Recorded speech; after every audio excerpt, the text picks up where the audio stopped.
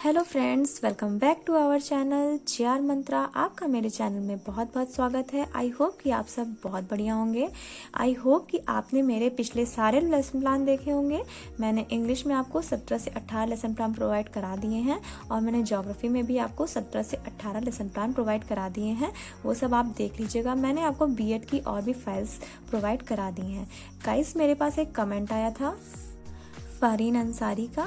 इन्होंने कमेंट किया था कि मैम मुझे सिंपैथी पोयम उसका लेसन प्लान चाहिए जो कि क्लास 9th का है। Thank you so much Fareen Ansari for commenting मी।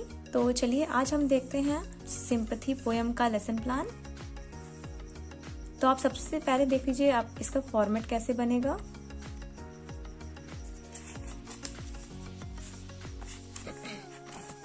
इसका फॉर्मेट गाइस इस तरीके से बनेगा।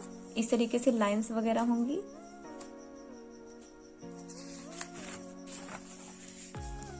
और यहाँ पर आके एंड होगा। तो चलिए देखते हैं कि ये बनेगा कैसे।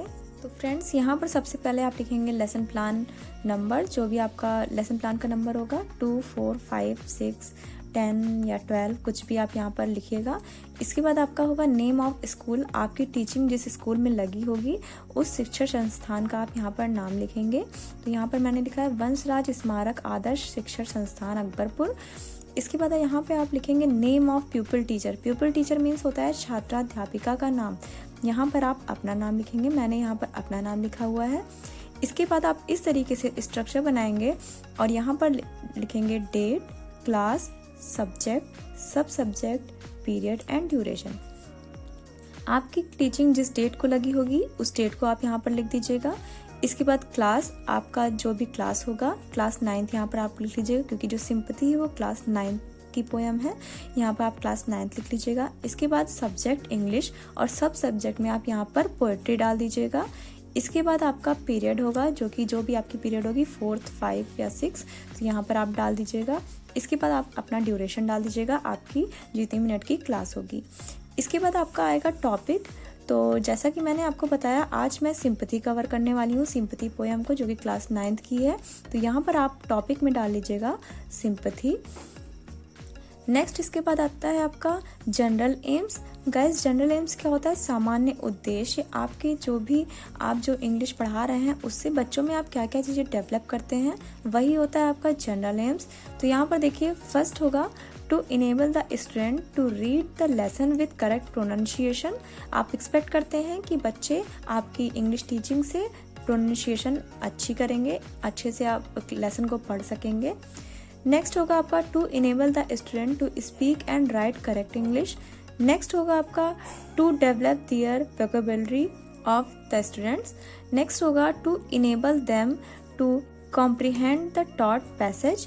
नेक्स्ट होगा to enable them to get enjoyment through the reading of English. Next है to promote them writing ability in English. Next है to develop mental ability of them. Next है to develop their skills. आप इस तरीके से इसमें 7 to 8 points इस तरीके से लिखेंगे और टॉपिक डाल देंगे यहाँ पर सिंपैथी। नेक्स्ट होगा आपका स्पेसिफिक एम डालेंगे। गाइस, स्पेसिफिक एम क्या होता है? जो आप टॉपिक पढ़ा रहे हैं इंग्लिश में, क्या पढ़ा रहे हैं? सिंपैथी मीन्स होता है सहानुभूति। सिंपैथी पोयम पढ़ाने से आप बच्चों में क्या क्या चीज़ें डेवलप करते हैं, वही होता है आपका स्पेसिफिक एम। मीन्स होता है विशिष्ट उद्देश्य। इसमें आपके 3 एम्स आते हैं, knowledgical aim, practical aim and emotional aims. तो यहाँ पर देखिए नॉलेजिकल एम में आप 2 पॉइंट्स लिखेंगे, प्रैक्टिकल एम में आप 2 पॉइंट्स लिखेंगे और इमोशनल एम में आप 2 पॉइंट्स लिखेंगे। तो यहाँ पर देखिए होगा to enable the student to understand and enjoy the beauty of the poem. Next है to develop their skills. Practical aims में आपका होगा to enable the students to enjoy the rhythm and style of the poem, to develop the imagination of the poem. Next है आपका emotional aims, to enable the student to understand the ideas and the beauty of the poem, to enable their skills. तो यहाँ पर आके आपका specific AIIMS and होता है। Next आपका आता है previous knowledge. Guys, previous knowledge क्या होता है? पूर्व ज्ञान। जो भी आप बच्चों को पढ़ाते हैं आप एक्सपेक्ट करते हैं कि बच्चों को कुछ ना कुछ पहले से आता होगा, उसी बेस पे आप बच्चों को आगे की नॉलेज देते हैं। तो यहाँ पर होगा previous knowledge, students have already learn the similar poem. ठीक है। नेक्स्ट होगा आपका मटेरियल एड्स। ये क्या होता है? Ordinary classroom equipment. अगर आप ज्योग्राफी पढ़ा रहे हैं या फिर इंग्लिश पढ़ा रहे हैं तो आप अपने साथ क्या क्या चीज़ें ले जाते हैं, जैसे चॉक, डस्टर, कोई मैप ले जा रहे हैं, तो यही सब चीज़ें होती हैं आपकी ऑर्डिनरी क्लासरूम इक्विपमेंट। नेक्स्ट होगा आपका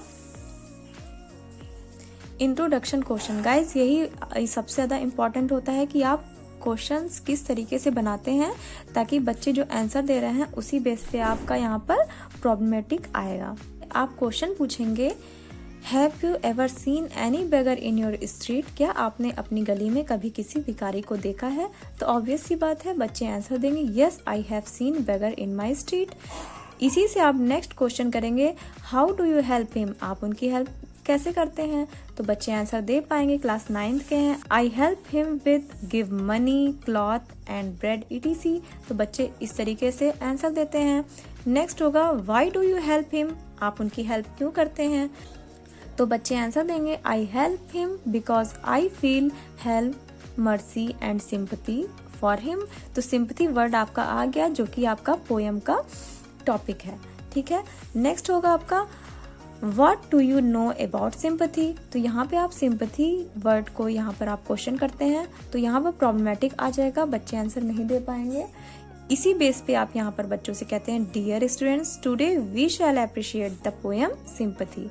ठीक है, तो ये जो इंट्रोडक्टरी क्वेश्चन होता है आपका, ये आपका बहुत सिंपल होना चाहिए और ये कनेक्टेड होने चाहिए सारे क्वेश्चन, ताकि बच्चे जो आंसर दे रहे हैं बाद में प्रॉब्लमेटिक आ सके। ठीक है, तो नेक्स्ट होगा आपका प्रेजेंटेशन।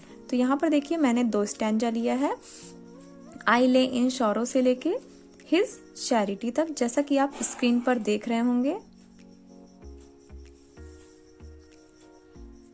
नेक्स्ट है आपका मॉडल रीडिंग।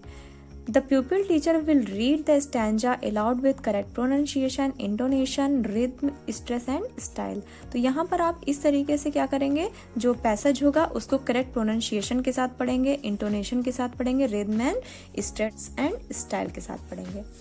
नेक्स्ट होता है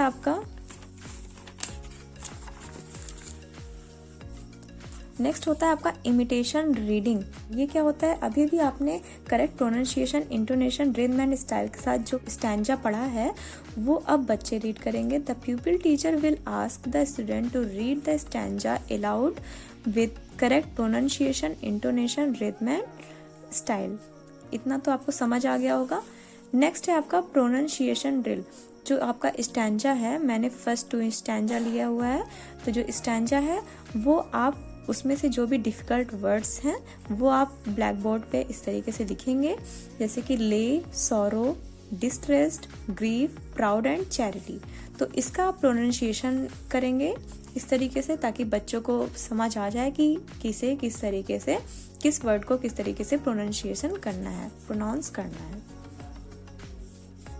नेक्स्ट है आपका meaning of the difficult words. अभी जो आपने ऊपर प्रोनाउंसिएशन ड्रिल लिखा है उसको आप फिर से लिखेंगे और उसमें से जो भी वर्ड्स होंगे उसकी मीनिंग आप लिखेंगे, जो भी स्टैंजा में आपको डिफिकल्ट लगेगा कि बच्चों के लिए डिफिकल्ट है।